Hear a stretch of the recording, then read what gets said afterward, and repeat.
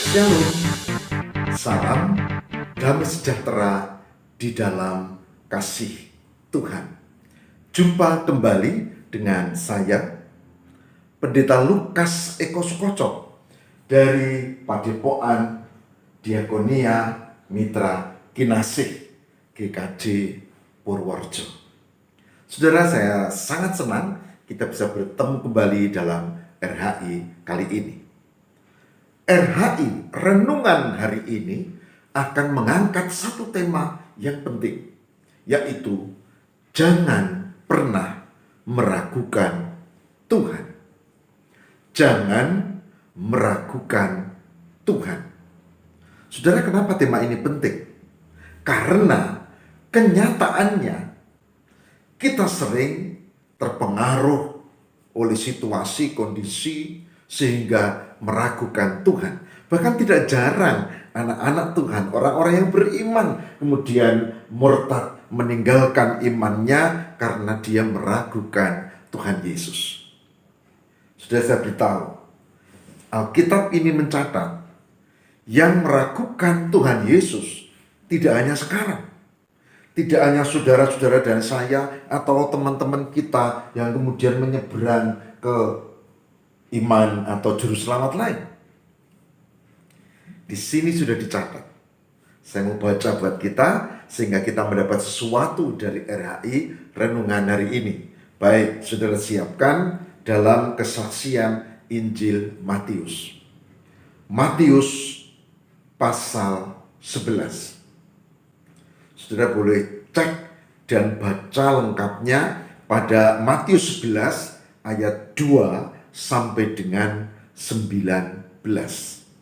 Saya ulangi, Matius 11 ayat 2 sampai dengan 19. Tapi sekarang saya akan membaca nas penting, yaitu pada ayat 3. Matius 11 ayat yang ke-3. Yang demikian sabdanya. Lalu menyuruh murid-muridnya bertanya kepadanya, "Engkaukah yang akan datang itu?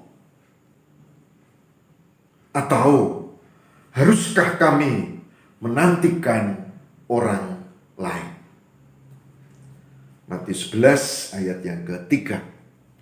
Lalu menyuruh murid-muridnya bertanya kepadanya, "Engkaukah yang akan datang itu? Ataukah haruskah kami menantikan orang lain?"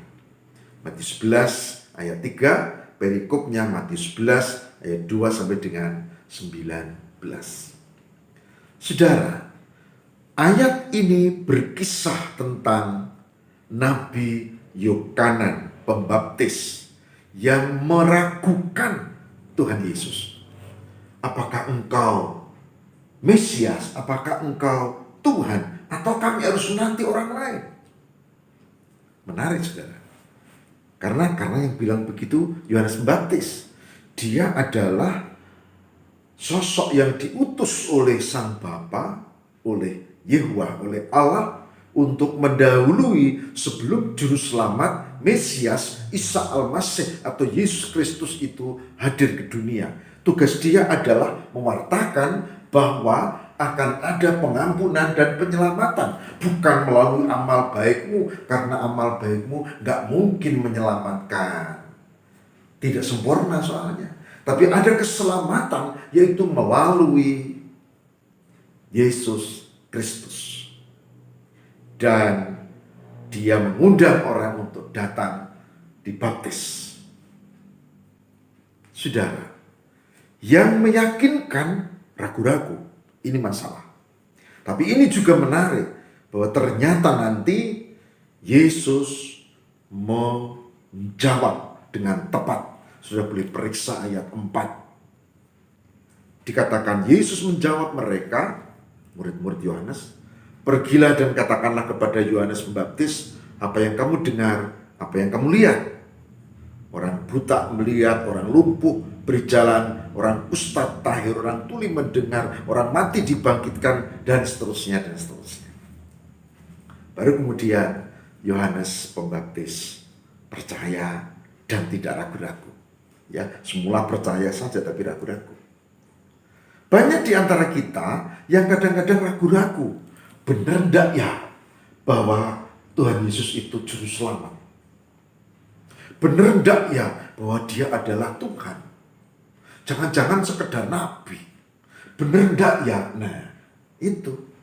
Benar enggak ya itu udah meragukan. Tapi melalui karyanya jelas. Yesus tidak pernah kemudian hidup dalam kedengkian, tapi cinta kasih. Sepanjang hidupnya cinta kasih. Coba saudara cari nabi mana atau tokoh siapa di dalam Alkitab atau di kitab lain yang tangannya tidak berlepotan darah karena menyengsarakan orang lain, membunuh, tapi Yesus tidak.